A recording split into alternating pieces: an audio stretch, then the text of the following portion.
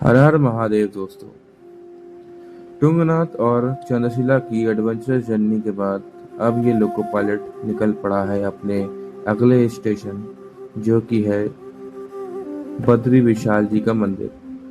और साथ ही साथ आपको ले चलेंगे इंडिया फर्स्ट विलेज माना गांव, जहां पे आपको दर्शन करवाएंगे आलोप हुई माँ सरस्वती जी की नदी का, प्लस आपको वेद व्यास जी के गुफा का भी दर्शन करवाएंगे जहाँ पे उन्होंने महाभारत रची थी।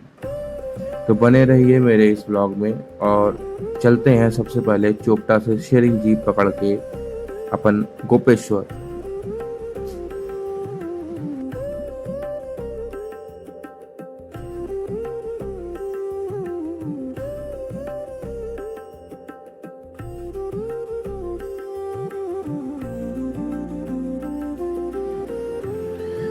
गोपेश्वर पहुंचने के बाद रात वहीं स्टे किया और अगले दिन सुबह बाबा का नाम लेकर पहुंच गया जोशीमठ। दोस्तों, जोशीमठ ही वही मेन जंक्शन है जहां से बद्रीनाथ की लाइन खुलती है।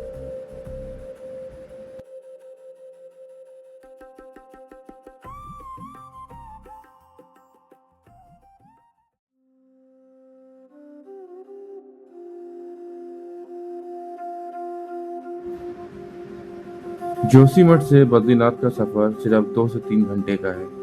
पर ध्यान से सुनिए, रास्ते इतने घुमावदार हैं कि किसी हैवी इंजन को भी चक्कर आ जाए, इसलिए ज़्यादा हैवी मील मत करिए।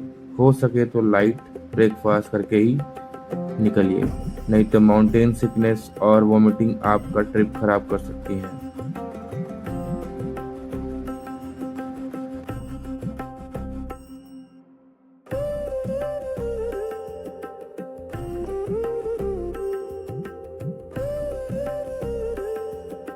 तो हम थे वही टैक्सी स्टैंड, यहाँ पे बसेस भी खड़ी हुई है और यहीं से आप आ जाइएगा इधर तरफ।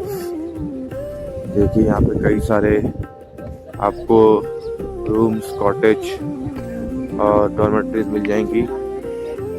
श्री स्वामीनारायण मंदिर, स्वामीनारायण आश्रम, नारायण पैलेस। ये देखिए बद्रीनाथ मंदिर जाने का मार्ग यहाँ से 1 किलोमीटर है। और ये देखिए, यह है अलकनंदा नदी, जो कि सतोपन ग्लेशियर से आ रही है। आप देख पा रहे होंगे।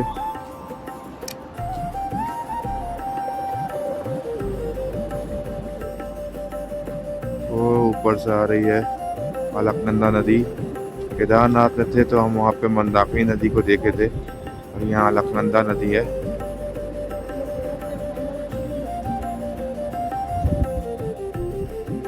मंदिर के कपाट 12:30 बजे से बंद हो जाते हैं 3 बजे तक, और अब मंदिर 3 बजे के बाद ही खुलेगी। तो चलते हैं, देखते हैं, कहीं रूम वूम सर्च करते हैं। अच्छा, बजट ट्रैवलिंग कर रहा हूँ तो सस्ता ही रूम देखूंगा और आप लोग को भी दिखाऊंगा।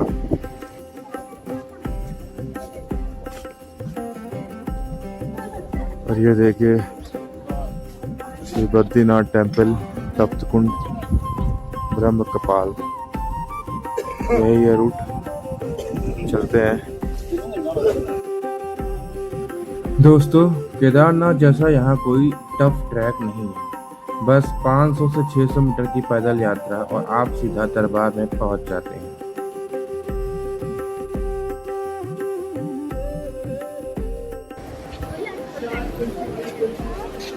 यह है तप्तकुंड और यह है बद्री विशाल जी का मंदिर, पहाड़ों के बीच में। बाकी ये अलकनंदा नदी बह रही है। चलते हैं आगे।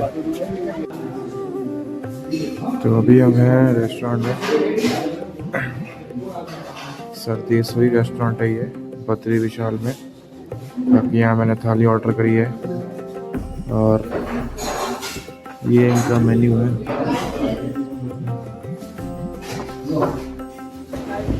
और अभी यहाँ पानी व्यवस्था लगा है। अभी तक मौसम साफ था बद्री विशाल में, बद्रीनाथ मंदिर के पास। मौसम साफ साफ देखिए, अचानक से ही पानी बरसने लगा। ऐसे ही होता है यहाँ पे।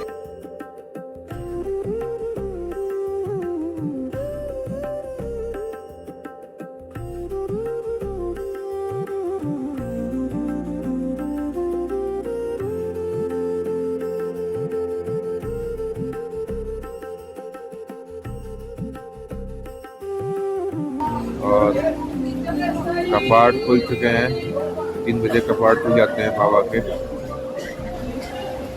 बाकी चलते हैं, थोड़ा पानी रुक गया तो दर्शन करते हैं। जैसे ही बद्रीनाथ जी के दर्शन के लिए हम निकले, मौसम देखिए दोस्तों, यहाँ मौसम ऐसे ही पल भर में बदलता है, कभी बारिश तो कभी धूप।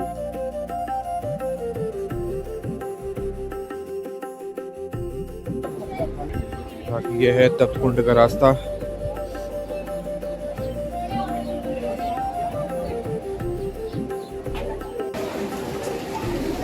तो सच में ये एक करिश्मा ही है, इतनी ठंड में ये उबलता हुआ पानी है भाई, देख रहे हैं आप।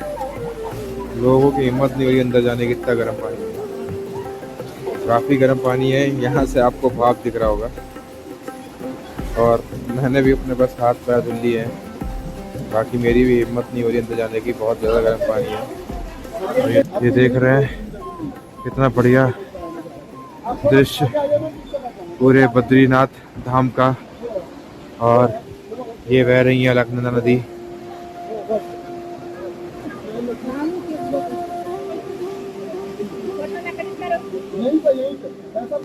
बाकी मंदिर में भीड़ बिल्कुल भी नहीं है। तो ये देखिए, बड़े सुकून से दर्शन करिए बद्रीनाथ जी के। बाकी मैं अंदर जा रहा हूँ, अंदर फोटो अलाउ नहीं है, ना कैमरा अलाउ है, इसलिए मैं थोड़ा आपको दिखा रहा हूँ बाहर से ही। पानी बरस रहा है, लेकिन फिर भी केवल आपके लिए, आपके प्यार के लिए। आप भी दर्शन लीजिए, इस सुहावने मौसम का हिस्सा बनिए। बहुत प्यारा मंदिर है सच में, बहुत सुकून दे रहा है, बहुत हसीन वादियाँ, पानी अलग बरस रहा है। और हम मंदिर के अंदर आ चुके हैं। यह है बद्रीनाथ मंदिर का परिसर।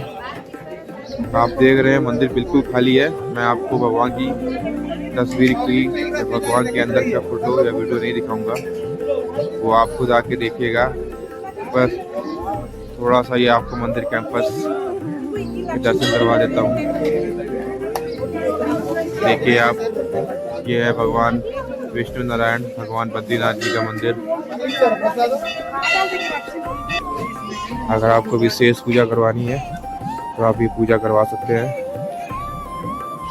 ये है कुछ रेट लिस्ट पूजाओं की।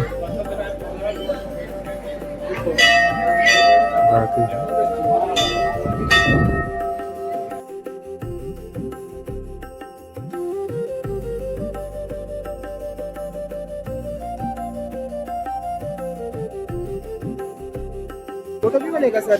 ये देखिए, बाहर से दर्शन आप लोग भी कर लीजिए। बहुत ही भव्य, बहुत ही प्राचीन, बहुत ही शक्तिशाली बद्रीनाथ जी के मंदिर।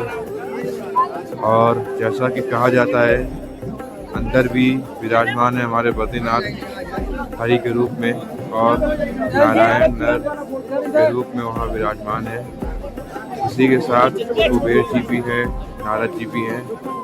और जैसा कि आप वो पीछे पहाड़ देख रहे हैं, बद्रीनाथ मंदिर के जस्ट पीछे जो पहाड़ है वो नारायण पहाड़ है, और ये इनके सामने जो पहाड़ है ये नर पहाड़ है। और ये देखिए दोस्तों, बद्रीनाथ मंदिर शाम को 7:30-7 बजे के आसपास क्या खूबसूरत लाइटिंग कर रखी है। दोपहर का दृश्य मैंने आपको दिखाया था, अब ये शाम का दृश्य देखिए।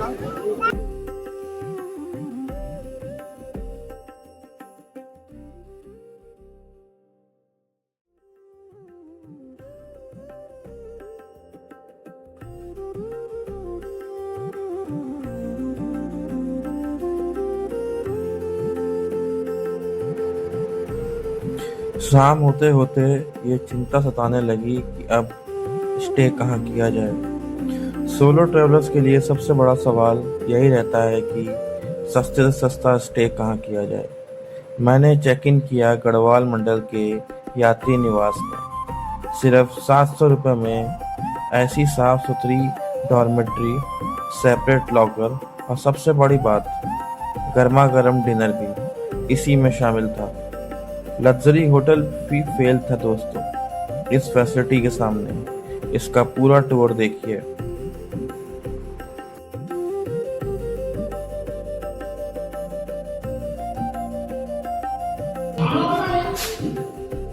भैया रूम अवेलेबल होगा? रूम नहीं, डोरमेट्री है। डॉर्मेट्री, हाँ। क्या रेट है? 700 रुपये पर बेड। 700 रुपये पर बेड है। और खाना उसमें इंक्लूड है? ऑफलाइन भी ऑनलाइन सेम प्राइस है?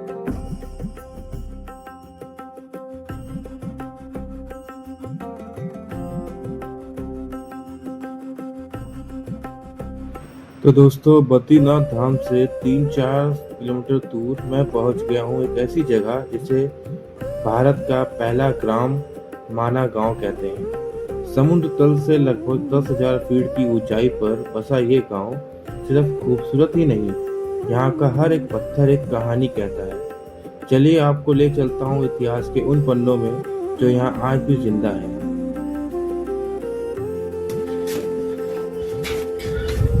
अच्छा, ये बुरांस का जूस है क्या? कैसे है?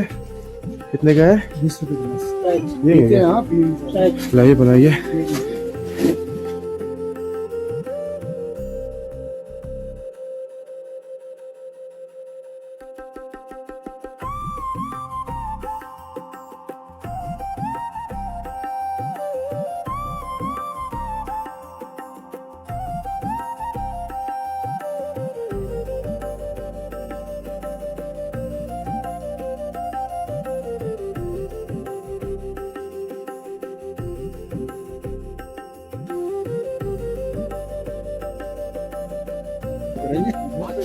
ये है भीमपुल, सरस्वती धाम, केशव प्रयाग, गणेश गुफा, व्यास गुफा। और यहाँ आइए तो आप कुछ शॉपिंग और कुछ जरूर परचेज करिए, क्योंकि इन्हीं से इनका यहाँ चलता है गृहस्थी। और इनके पास कोई सोर्स ऑफ इनकम है नहीं, टूरिस्ट का ही इनके पास सोर्स ऑफ इनकम है। हिंदुस्तान की प्रथम चाय की दुकान, जय श्री राम।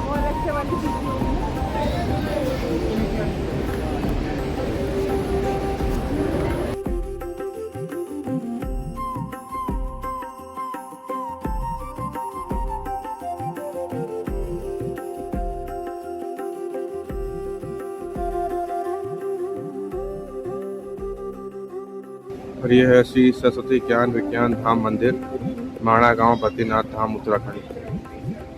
और यही के बगल से सरस्वती गुफा है, जहाँ से सरस्वती नदी निकलती है।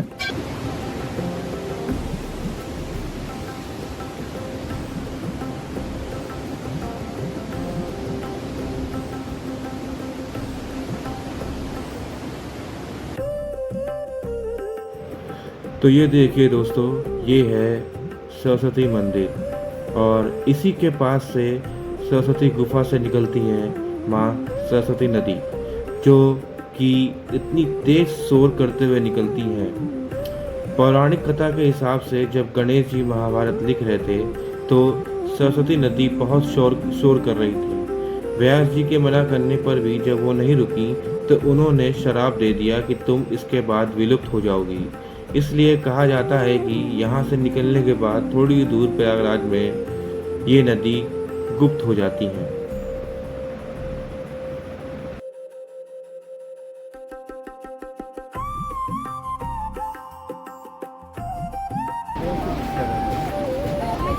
स्वर्गारोहण मार्ग।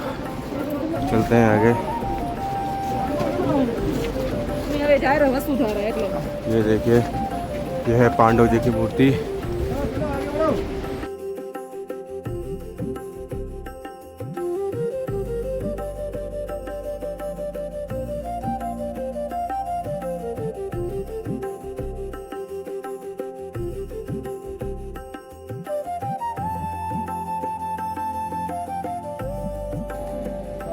इसीलिए यहाँ पे इसको भीम पुल कहते हैं। बाकी ये नीतिमान नकुल नकुल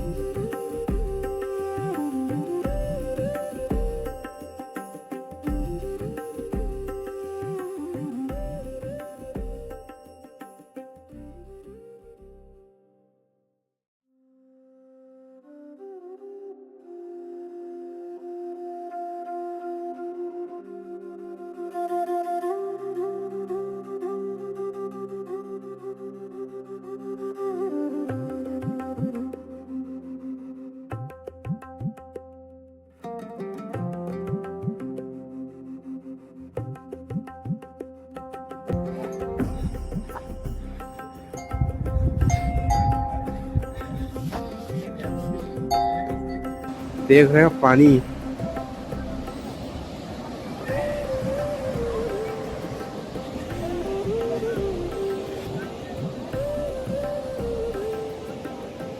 वाह भाई वाह, क्या बहाव है, क्या धार है। माँ सरस्वती तुमको नमन। बहुत बढ़िया।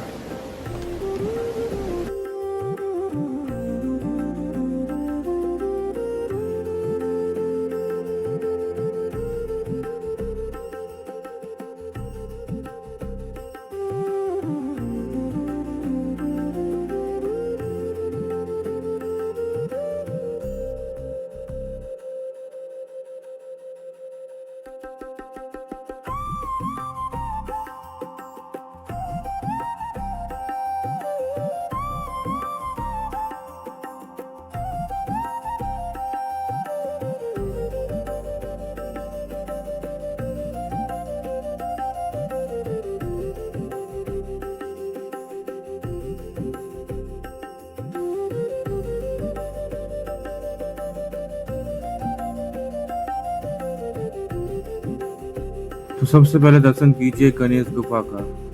पुराणों के अनुसार इसी गुफा में बैठकर भगवान गणेश ने महाभारत लिखी थी। कहते हैं कि जब महर्षि वेद व्यास जी श्लोक बोल रहे थे तो गणेश जी बिना रुके उन्हें यहीं लिपिबद्ध कर रहे थे। इस गुफा की शांति महसूस कीजिए दोस्तों।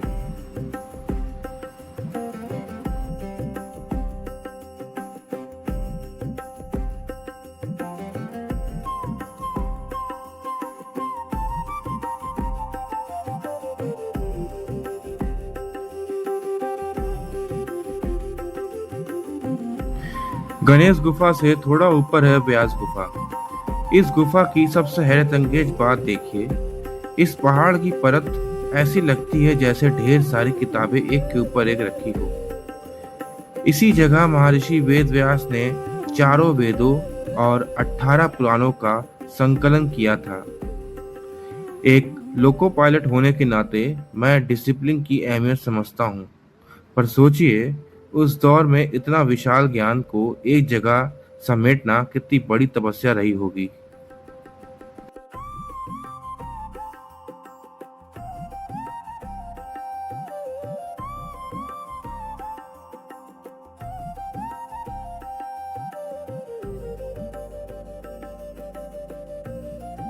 और ये देखिए लास्ट विलेज, और यहाँ पे अपना इंडिया का फ्लैग लहरा रहा है।